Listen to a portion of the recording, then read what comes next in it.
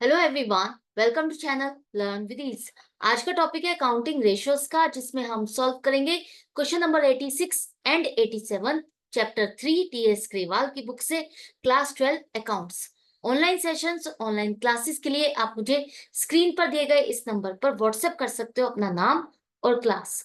अगर आप टीएस ग्रेवाल के साथ साथ टीके गोयल बुक को फॉलो कर रहे हो तो चैनल की प्लेलिस्ट को क्लिक करो, आपको न्यू एडिशन के सॉल्यूशंस अपलोडेड मिलेंगे। साथ में ही कम्युनिटी सेक्शन में एमसीक्यूज मिलेंगे क्विज के फॉर्मेट में, और एमसीक्यूज के सॉल्यूशन शॉर्ट्स में। तो बहुत कुछ है चैनल पर, विजिट द चैनल। अच्छा लगे तो शेयर और सब्सक्राइब जरूर करना। क्वेश्चन में दिया है कि आपको इन्वेंट्री टर्नओवर रेशियो कैलकुलेट करनी है इस इंफॉर्मेशन के बेस पर। तो इन्वेंट्री टर्नओवर रेशियो के लिए हमें चाहिए कॉस्ट ऑफ गुड्स सोल्ड और average stock. Cost of goods sold आप इस तरह से निकालते हो, opening stock plus purchases plus direct expenses minus closing stock. Cost of goods sold का मतलब है जो सामान आपने बेचा उसको बनाने की कॉस्ट, और जनरली हम उसको निकालने के लिए ये फॉर्मूला यूज करते हैं। लेकिन इसमें से कुछ इंफॉर्मेशन आपके पास नहीं है, तो आप ये फॉर्मूला तो अप्लाई नहीं कर सकते। तो दूसरा तरीका है कि हम सेल जो आपको दी है, रेवेन्यू फ्रॉम ऑपरेशन, इसके through cost of goods sold निकालें। वो कैसे? जो सेल होती है वो आपकी क्या होती है? Cost plus profit. तो अगर सेल में से प्रॉफिट को हटा दोगे, माइनस कर दोगे, तो क्या बच जाएगी? Cost of goods sold. तो ग्रॉस प्रॉफिट आपको दिया है 1 लाख, 4 लाख माइनस 1 लाख आप करते हो तो आपके पास 3 lakh cost of goods sold आ जाएगी। राइट, एक चीज आ गई। दूसरा हमें चाहिए एवरेज स्टॉक। एवरेज स्टॉक के लिए यहाँ पर क्लोजिंग स्टॉक है लेकिन ओपनिंग स्टॉक नहीं है। लेकिन ये कहा है कि जो आपका क्लोजिंग स्टॉक है वो ओपनिंग स्टॉक से 40,000 ज्यादा है।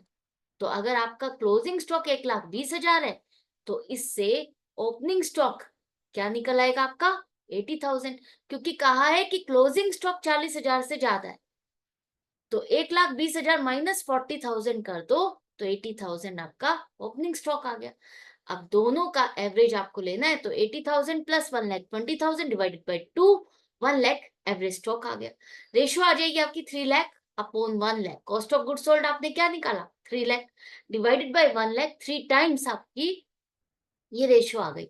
इन्वेंट्री टर्नओवर रेशियो मतलब आपका साल में कितनी बार स्टॉक परचेज होता है? 3 बार।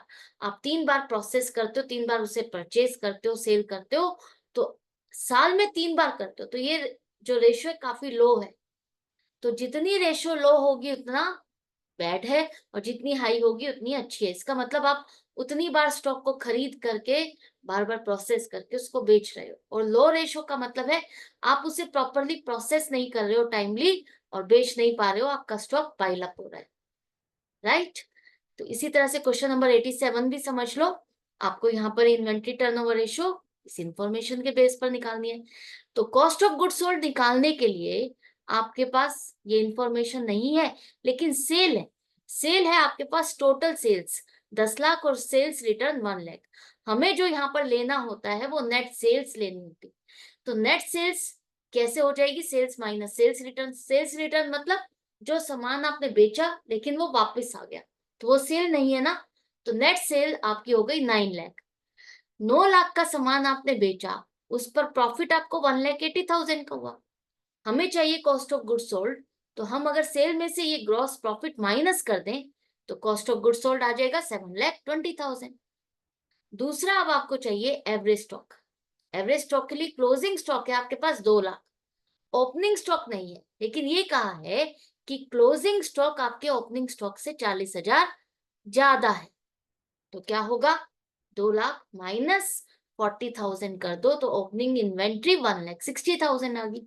एवरेज, एवरेज के लिए 1,60,000 प्लस 2 लाख कितना आएगा? 3,60,000 डिवाइडेड बाई 2, 1,80,000। रेशो आ गई 7,20,000 डिवाइडेड बाई 1,80,000, 4 टाइम्स। इसका मतलब इस ऑर्गेनाइजेशन में 4 बार स्टॉक को खरीदा और बेचा जाता है।